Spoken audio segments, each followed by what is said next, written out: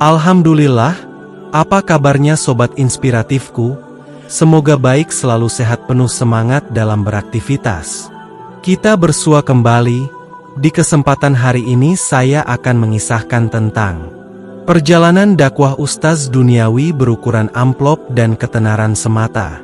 Ayo sobatku, langsung saja kita simak bersama-sama perjalanan kisahnya berikut ini. Di sebuah kota yang ramai dengan kajian Islam dan majelis ilmu, hiduplah seorang ustaz yang dikenal dengan nama Ustaz Z. Ia memiliki suara yang lantang, bahasa yang fasih, dan gaya ceramah yang selalu menarik perhatian banyak jamaah. Setiap pekan, undangan berdatangan dari berbagai masjid, musyalah, bahkan acara-acara besar yang diselenggarakan para pejabat dan pengusaha. Namun, ada satu hal yang membedakan Ustaz Z dari para ulama lain. Setiap kali menerima undangan ceramah, ia selalu bertanya terlebih dahulu, berapa amplopnya? Jika jumlahnya besar, ia akan menyambut dengan senyum lebar dan segera mengatur jadwal. Namun, jika yang mengundang hanyalah masjid kecil atau kampung sederhana yang hanya mampu memberi sedikit, ia akan menolak dengan berbagai alasan, maaf, jadwal saya penuh, atau nanti lain waktu, insya Allah. Maka, lambat laun, nama Ustaz Z semakin melambung di kalangan orang-orang kaya. Setiap kajiannya dihiasi dengan kemewahan, hotel berbintang, panggung megah, dan jamuan makan yang mewah. Ia mulai akrab dengan para pejabat dan pengusaha yang menghadiahinya barang-barang mahal, dari mobil hingga rumah.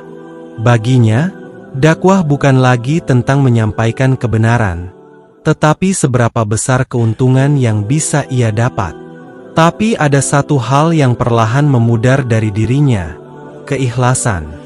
Ia tidak lagi merasakan nikmatnya ilmu. Hatinya mulai terasa kosong, ibadahnya hambar. Bahkan ketika membaca Al-Quran, tidak ada getaran yang dulu pernah ia rasakan saat masih menjadi santri sederhana yang belajar dengan penuh kehausan ilmu. Di sudut lain kota, ada seorang ulama sepuh bernama Kyai Abdullah. Beliau bukan orang yang terkenal di media sosial atau memiliki jamaah ribuan, tetapi ilmunya selalu dicari dan kata-katanya menenangkan hati. Setiap hari, beliau mengajar tanpa meminta bayaran sepeser pun. Suatu hari, seorang pemuda datang bertanya kepada Kyai Abdullah, mengapa Kyai tidak memasang tarif untuk ceramah? Bukankah Kyai juga butuh biaya hidup? Kyai tersenyum dan menjawab, "Nak, ilmu agama ini bukan milikku, ini amanah dari Allah. Jika aku menjualnya demi dunia, maka aku telah menukar cahaya Allah dengan kegelapan." Jawaban itu terdengar hingga ke telinga Ustaz Z, tapi ia hanya tertawa sinis. Orang seperti Kyai Abdullah itu tak tahu cara hidup di zaman sekarang, gumamnya dalam hati. Namun, Ustaz Z tidak tahu bahwa hari-hari kelam menantinya. Ia terus mengumpulkan kekayaan dari amplop-amplop tebal yang ia terima, tanpa menyadari bahwa jiwanya semakin miskin. Bersambung ke bagian 2, hancurnya tahta dunia. Sahabat inspiratifku yang berbahagia, bagaimana hidup Ustaz Z mulai mengalami kejatuhan akibat kesalahannya dalam berdakwah? Bagaimana ia menghadapi sakaratul maut yang mengerikan? Waktu berlalu, dan kehidupan Ustaz Z semakin mewah. Rumah megah berdiri kokoh di pinggir kota, kendaraan mahal berjejer di garasinya, dan keluarganya hidup dalam kenyamanan. Setiap malam, ia menghitung hasil ceramahnya, amplop demi amplop tebal berisi rupiah. Namun, sesuatu yang ganjil mulai terjadi.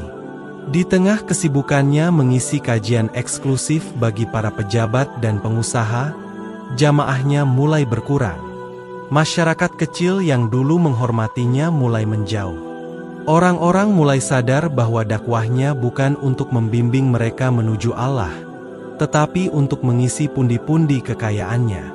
Tak hanya itu, di antara para ulama lain, Ustaz Z mulai kehilangan kepercayaan. Nama-nama besar yang dulu dekat dengannya kini enggan mengundangnya. Bisik-bisik terdengar di mana-mana. Ilmunya dijual untuk dunia. Dia tidak lagi menyampaikan kebenaran, hanya menyenangkan mereka yang membayarnya.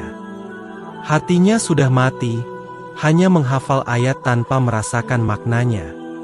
Namun, Ustaz Z tetap buta oleh gemerlap dunia. Ia tidak peduli dengan omongan orang. Yang penting amplop tetap tebal. Awal kejatuhan. Suatu hari, ia diundang dalam sebuah acara besar seorang pejabat. Bayaran yang dijanjikan sangat besar.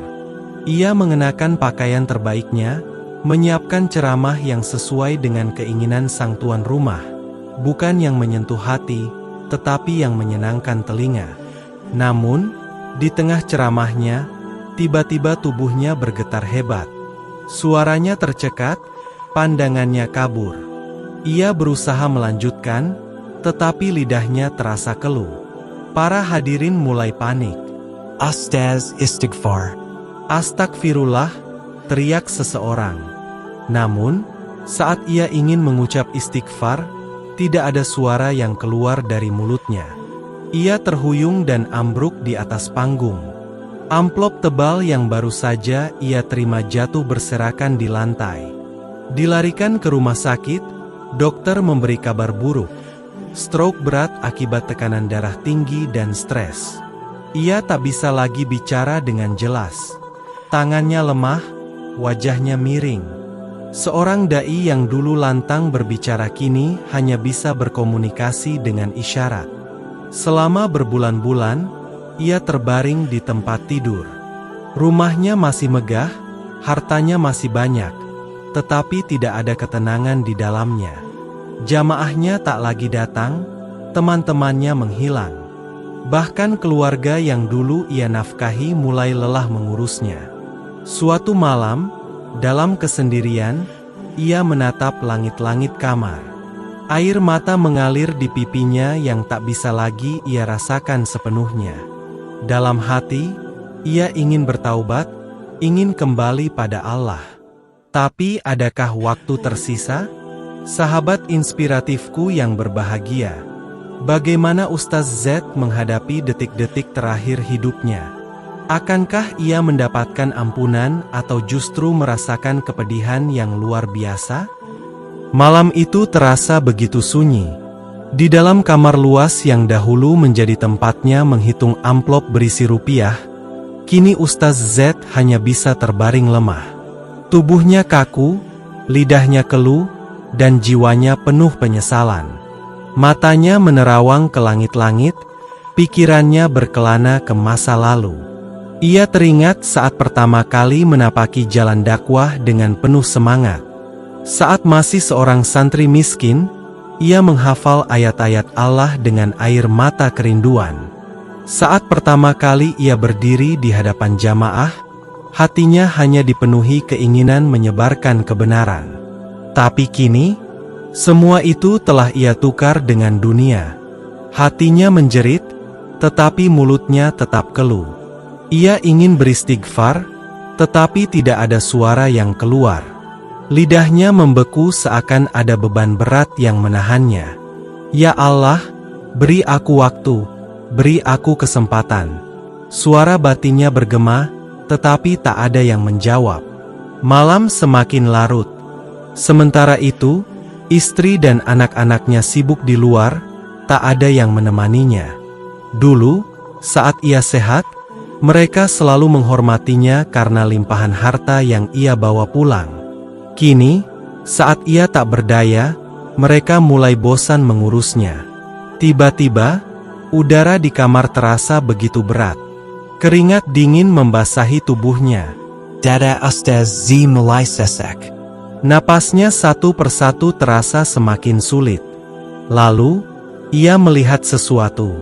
Bayangan-bayangan hitam mengelilinginya. Wajah-wajah gelap menatapnya dengan sinis. Ia mendengar suara-suara mengerikan berbisik di telinganya. Di mana ilmu yang kau jual untuk dunia? Mana ayat-ayat Allah yang kau selewengkan demi harta?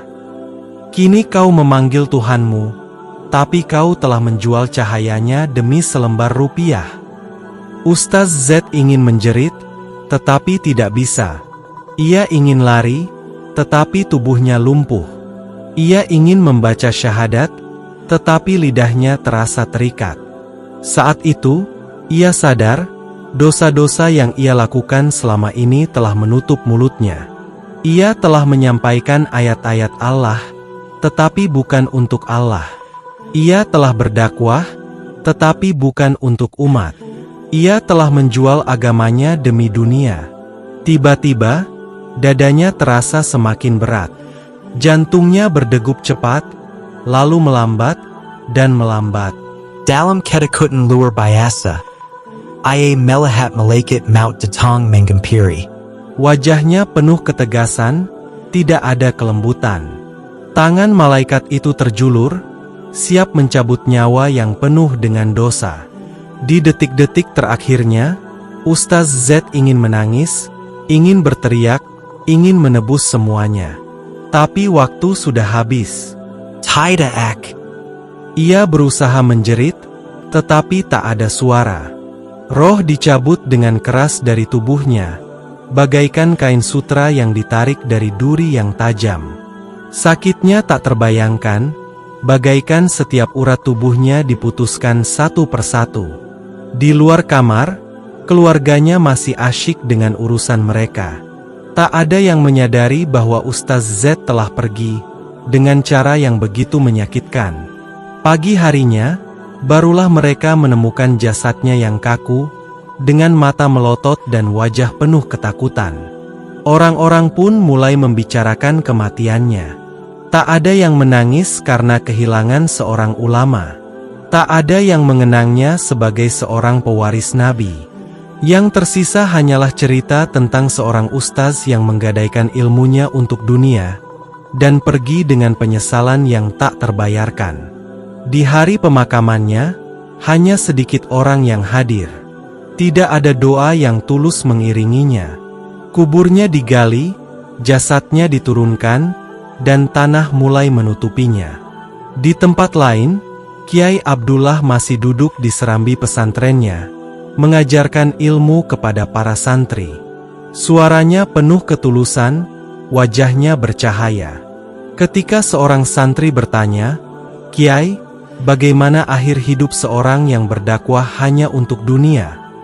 Kiai Abdullah menatapnya dengan dalam, lalu menjawab, "Ilmu agama itu cahaya. Jika kau menyampaikannya dengan ikhlas, ia akan menerangimu hingga ke kubur. Tapi jika kau menjualnya demi dunia, ia akan berubah menjadi api yang membakarmu di akhir hayatmu." Santri itu mengangguk, paham bahwa ilmu bukan untuk dijual, tetapi untuk diamalkan dan disebarkan dengan keikhlasan. Sementara itu, di dalam kubur Ustaz Z, kegelapan mulai menyelimuti. Tidak ada cahaya, tidak ada kedamaian, hanya penyesalan yang tak ada akhirnya. Demikian sahabat inspiratifku, kisah ini saya sajikan semoga bermanfaat dan menginspiratif kehidupan kita untuk tetap istiqomah di jalan Allah dalam berjuang menegakkan dan memancarkan kalimat cahaya petunjuk Allah Ta'ala.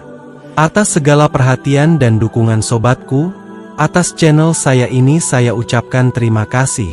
Semoga menjadi nilai kebaikan. Saya mohon pamit undur diri, sampai berjumpa kembali di video inspiratif berikutnya. Dan saya akhiri dengan mengucapkan, wassalamualaikum warahmatullahi wabarakatuh.